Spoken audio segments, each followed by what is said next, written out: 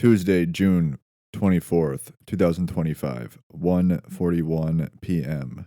33 seconds on the second hand. So, recently I come into the realization that there's some very profitable forms of live betting concepts um, in terms of the NBA, the NHL, the NFL. I haven't done the MLB yet in terms of this kind of concept, but I really think that they should legalize online sports betting, sports gambling, in all the states that they legalized things like underdog and prize picks, which basically legalized the uh the what am I trying to say? In the states where picks, prize picks and underdog, those quote unquote sports betting apps, which they're not even really that, because it's just getting people addicted to bad sports gambling, like not profitable, not likely to happen in almost any and all circumstances, because they're forcing you to do same game player prop parlays in states where sports books are not legal. So in states like Minnesota, they only have underdog and picks wise, or prize picks, excuse me, legalized for in terms of quote unquote sports gambling. Well, it's not even sports gambling. And I don't really know why they did this. They're basically getting you addicted to not profitable and not really profitable in any consistent long term type of way at all. And I'm watching an MLB game here, and they won't even. So it's the Rockies and the Braves. And I'm watching the Rockies broadcast, and they don't show OBP, on base percentage, when they show the batter statistics. They show OPS. So they show batting average, OPS, RBIs, home runs. Yeah. Average, home runs, RBIs, OPS. Fuck off. OBP. They should have OBP there as well. On base percentage. Even FanDuel. You need to show OBP.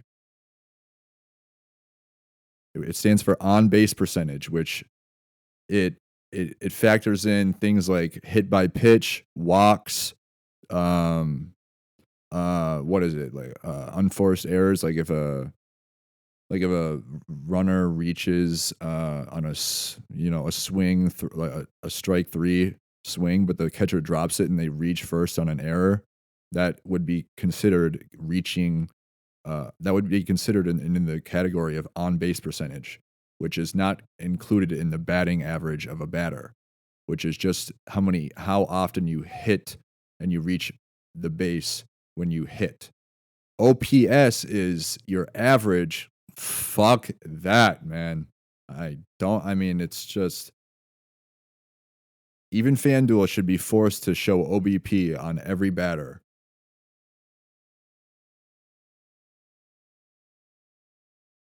But back to things like underdog, and then making the people in the states where only underdog is legal think that the other stuff, which is just like FanDuel Sportsbook or BetMGM Sportsbook or DraftKings Sportsbook or Barstool Sportsbook, they're making the people in the states where only underdog and prize picks is legal think that that's it's kind of off-putting to the people in Minnesota where prize picks and underdogs is legalized, because it's not legal to illegally gamble on sports in terms of doing it through a sports book and doing those kinds of bets. But so they legalized the shit that's not profitable long term at all in any way, shape, or form, really. because you have to choose multiple bets. They're forcing you to get addicted to shit that's not going to happen. It's like the fucking coma dream. And then they're making you think that people who bet on sports or use sports books in legal states are either degenerate addicts, because there is that as well, but they're more profitable. And I have found the way. When a team in the NHL is winning at the second intermission of the hockey game, live bet the money line. Don't do it for teams that are not playoff teams. I did this for every single NHL team before January 25th or January 1st, 2025. And I did it for every single NHL team before and after January 1st, 2025 of this most previous season. I did not do the playoffs. We don't do this in the playoffs, folks. Okay? Don't do that in the playoffs ever. But when the team in the regular season, and you don't,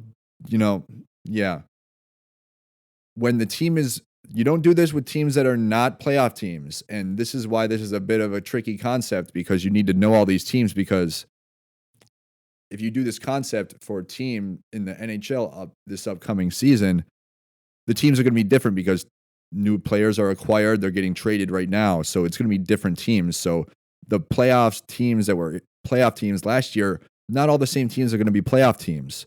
That's why you kind of have to really, really, really, really know your shit. And I'm saying, if you want to do this in terms of run the numbers, and when I say not all the same teams are going to be playoff teams, I mean that. So if I were to do this, which I'm saying I hypothetically did this in terms of, I went through all the teams from the most previous regular season in the NHL, and every time every team had a lead at the second intermission, I hypothetically I accounted for, this is how you handicap, I guess essentially, but I basically accounted for the, who was playing, who's goaltending, the circumstances, if they're on the road, at home, the rest advantage or disadvantages, injury status, which I kind of already touched on, lineup sometimes, and basically applied the live money line, juiced up money line, obviously, because they have a 1 or 2 or even a 3 goal lead at the second intermission. So I applied that to every single team's, like I did that. So you hypothetically bet to win 1 unit. Right now I'm watching the game where it's the Oilers and the Kings, December 28th, I believe, where the Oilers had a lead at the second intermission, but they lost the game because it's tied 3-3 right now. They had this happen 5 times before January 1st to the Oilers, I believe, but they didn't have this happen after January 1st at all. And when I say not all same teams are going to be playoff teams, so like if I were to do this concept for the Oilers versus non-playoff teams in the upcoming season, some of the teams that I think are non-playoff teams might actually be playoff teams in the upcoming season. So that's where the concept gets a bit tricky. But like, there's 1 minute left right now, and I'm just watching to see exactly. I might go to overtime, actually. I should know this, but anyways, you don't, in terms of non-playoff teams, it didn't. The thing is, I did this after the fact. I didn't do this in the most previous season while it was happening. I did this just a couple days ago, and I factored in the fact that these teams were already not playoff teams because the playoffs started 2 months ago for the NHL and the NBA. And this concept also works and applies even better for the NBA in terms of the race to 100 points. If you live bet the money line on the first team to reach 100 points, pretty much in almost every single circumstance, even if they're not a playoff team, and even if they're playing playoff teams, you profit money pretty much. Because of the large point differentials from basketball versus hockey. If a team in the NHL has a 1-goal lead or a 2-goal lead, like a 2-goal lead for the Oilers versus the Kings would be like minus 700 live money line, pretty much. And you do this for every team essentially, but the NBA, it's the race to 100 points for most teams. Some teams you might need to do 90 because some circumstances, I believe, I haven't done it for 90 points yet, which I'll do next after I finish the NFL one. But if you would like to see the numbers and the graphs on these figures and these concepts, I would just email me at thininfamoush@gmail.com. thininfamoush@gmail.com. THINFAMOUSH@gmail.com. And I will show you those. But if you're in like different countries and you're watching like your version of basketball in whatever country you are, because I know I have listeners in China, North Korea, the Philippines. I know that I got one of my cousins and his wife that live in South Korea, the neighboring country. I'm sure that this concept also, I didn't even try this for the MLB yet in terms of like the first team to score 4 runs or the first team to score 5 runs, and doing this basically versus every team and seeing how often the team that scores 100 points in the NBA first, or 90 points in the NBA first, or 17 points in the NFL first, you live bet the money line on that team, the team in the NFL that scores 17 points first, and you just do that. And they win the game almost. It's like a staggering amount of times.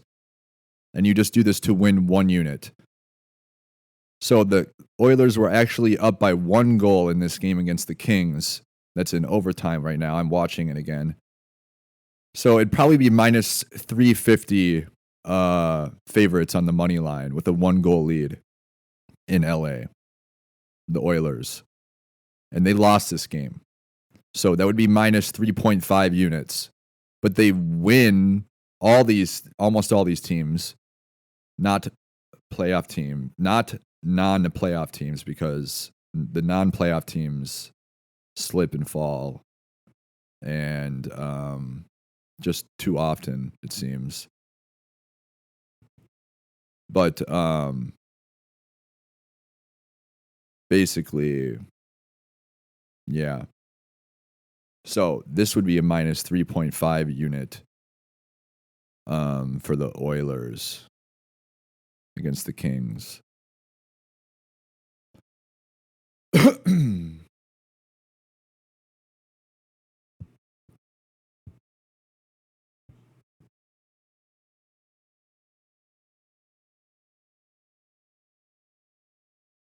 Anyways, also one thing that I've found that in terms of the sunflower seeds, which is the new addiction, and the pen is a tricky one because it really helps with sleep, and that's what I've been really trying to use it for. But some days can be tricky.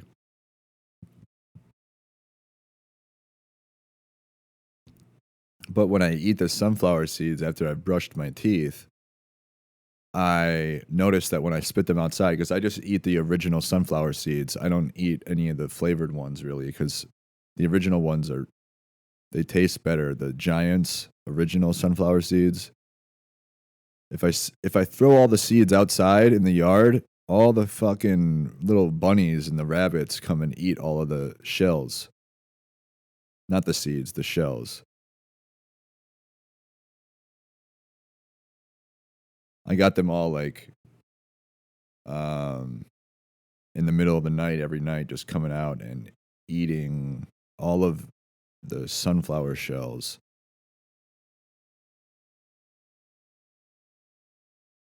I don't know if they I know my Arya eats cigarette butts, so maybe if I start smoking cigarettes again, I can let her eat those.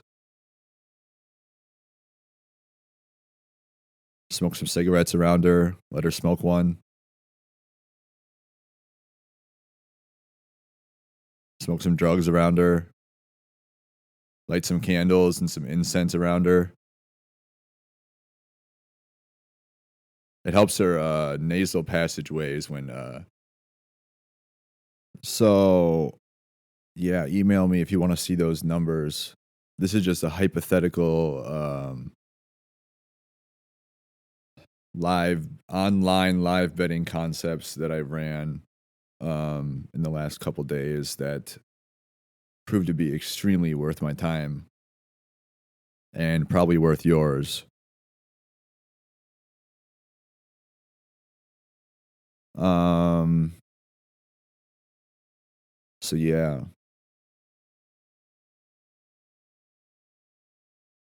What was I saying about bunnies?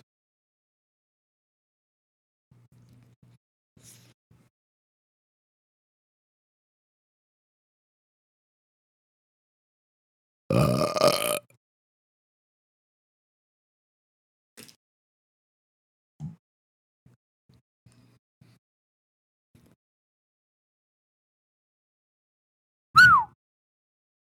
that's the game. Um so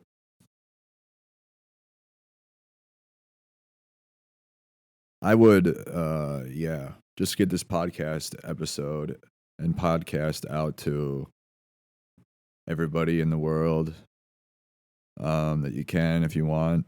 Um especially if you're in North Korea.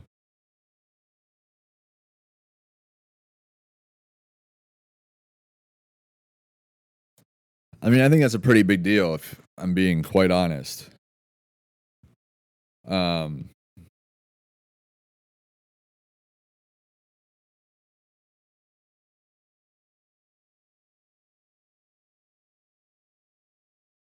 terms of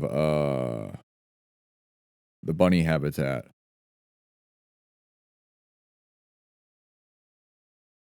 What was I going to say? I was going somewhere. Um so yeah, it's a pretty good deal for the statistically speaking for the bunnies. I'd say it's a pretty good deal.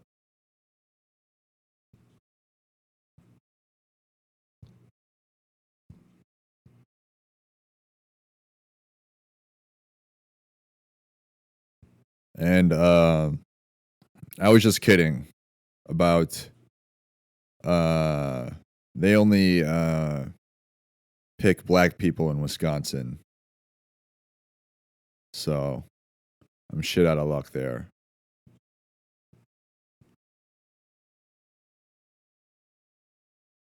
With the grace of God, obviously the nicotine cravings diminished severely. So, I recommend that you go convert yourself. And I highly, highly, highly recommend that Jessica Kierson and Tim Dillon transition like as soon as possible, probably. And if I'd get this episode out to them as well, I know, I would just try to do that. I mean, transitioning would be the best move long term, statistically speaking.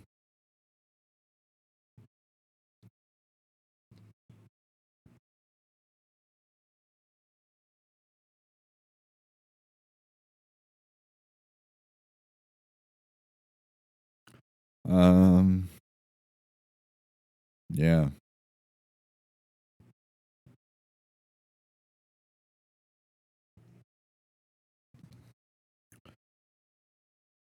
So, NFL third down percentage of defensive coverage should include the average length to convert third down. And this is a shout out to Jeff Bezos and the crew, the make believe crew uh, at that venture, that business, that model. NFL offensive linemen not having a game log section in their player profile to show all the games they were slash are active is I think that's actually a crime against humanity. So if you go to the ESPN app and you look at pretty much every player in the NHL, the MLB, the NBA, and the NFL except for offensive linemen, only offensive linemen, their game log is not shown for any point in at any point in their career. So you can't see what year they were on what team or what games they played, what games they were injured. Offensive linemen, for some reason, I guess they don't have any statistical um, categories or stats, so they aren't listed on the stat sheet, but they should have a game log. They should have like an attendance report. I want to know who is playing in what games, and they should list them on the ESPN app, but they don't. Eh.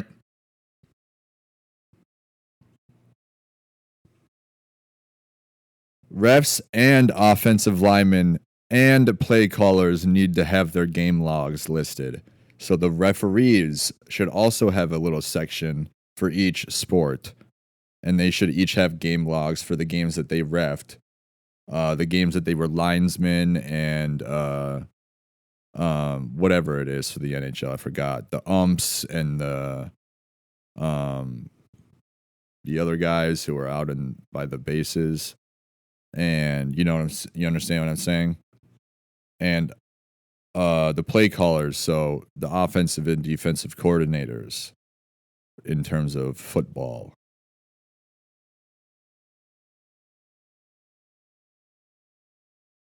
And apps like CBS Sports HQ and ESPN should probably break down each team's stats separately for each quarter and period as well, instead of just doing it for the entire game. Do it by each quarter as well.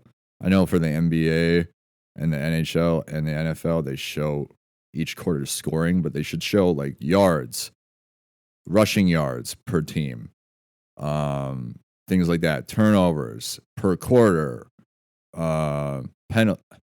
I know they show the penalties, but um,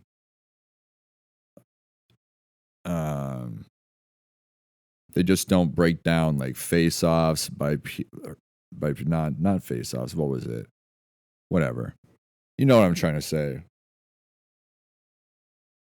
Ozone time for each period in the NHL as well. So things like that. And the refs should have their numbers on the front, back, and on each of the arms, except in the MLB. Only number necessary for the umpire should be on the back of the umpire's shirt in white. There should be no white on the front of the umpire's attire at all, in my personal opinion. Anytime there's a shot off any of the goalie's pads, the crossbar, or any shot that misses the net and hits the boards, AI should show how many miles per hour the shot was, just to get like an idea of trajectory in terms of what it projected off of, if it hit anybody. The goalie's kick in terms of usual kick from certain points, because every circumstance is different. And just because they show that, but they never really show it for the shots that I think matter the most. In terms of like a slap shot from the blue line off of Doodle Bob, whoever, doesn't matter.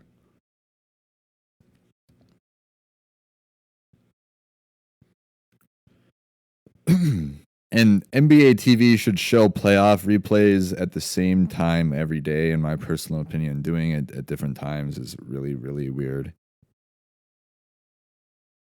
And I believe that all sports apps, even the ones like the official NBA app and the ESPN apps, should need to list each player's injury history, games missed for which injuries, and if any injury has caused them to miss time shortly after coming back from that injury.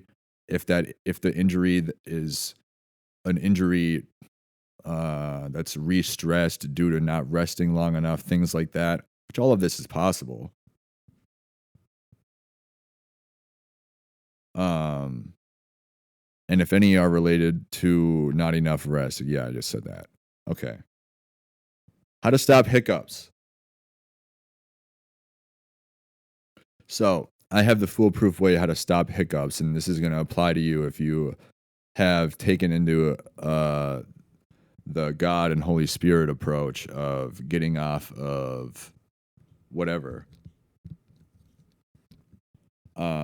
This is going to apply to you with the iced coffee and the drinking of a lot of water. So when you get the hiccups, you take a deep breath out and in, and without breathing out at all, and without plugging your nose, you do not plug your nose or plug your ears. You just start swallowing when you are holding your breath, not breathing out any air at all. When you're not, because you got to make sure you're not breathing out any air at all when you're swallowing. And the more times you swallow while holding your breath, the sooner you have the hiccups, the sooner the hiccups will go away. But the more times that you swallow while holding your breath, the more likely the hiccups are to go away. And the longer you hold your breath while swallowing, the more likely they are to go away. Just keep forcing it. When you get to like the third swallow, it's going to be kind of hard, but make sure you're not breathing out of your nose at all. And like put your tongue on the roof of your mouth and kind of bite down a little bit so you're not breathing out your mouth either. But holding the breath and swallowing multiple times gets rid of the hiccups. Pretty much, like I said, you're a lot more likely to get rid of them the more quicker the onset of the hiccup ensues.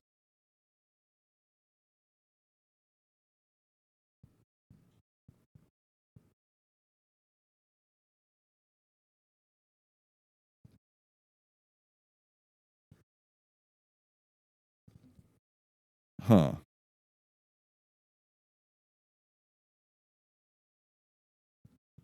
Pretty good there.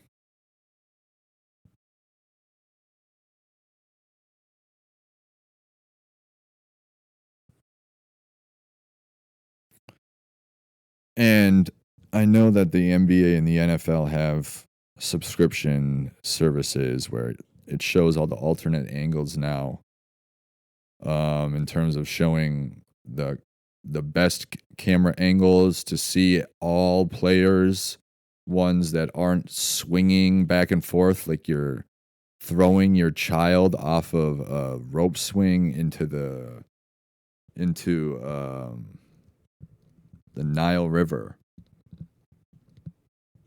which I think could be bigger. I think they could have more water in the Nile River, no?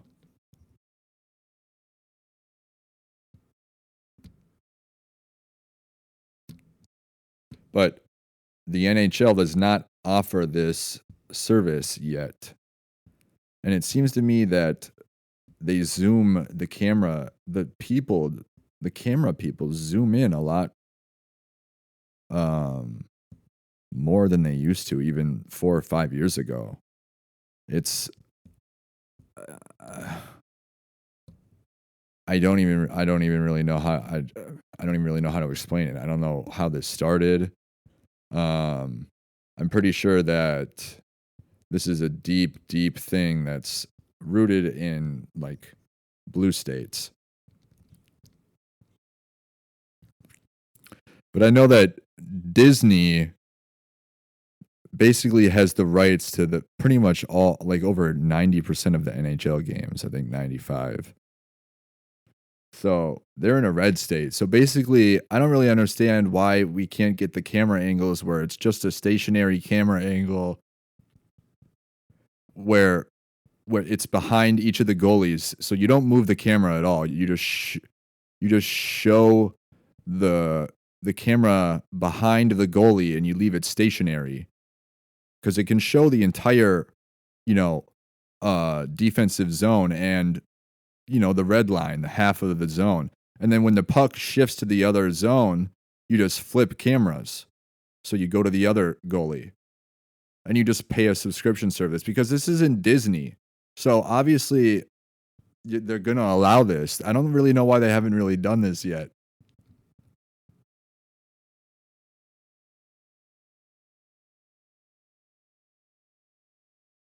Oh, and Molly, I have a good idea. Molly Quirm. I'd go with Molly's Hotlines.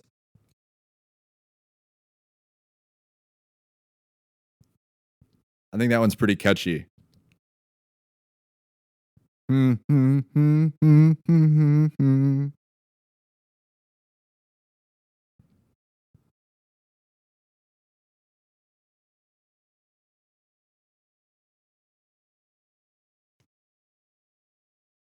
Yeah, anyways,